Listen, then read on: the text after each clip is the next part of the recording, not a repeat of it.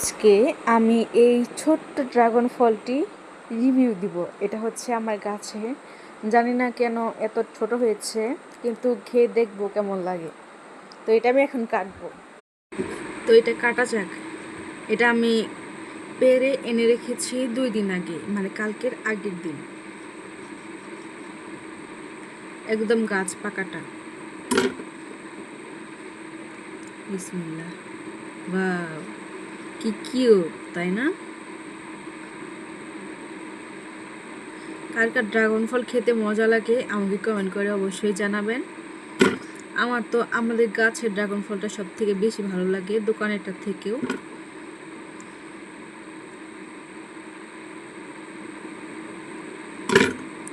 এটা এমনিতেই উঠে আসবে।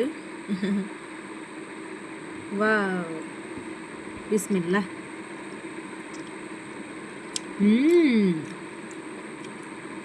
অনেক মজা।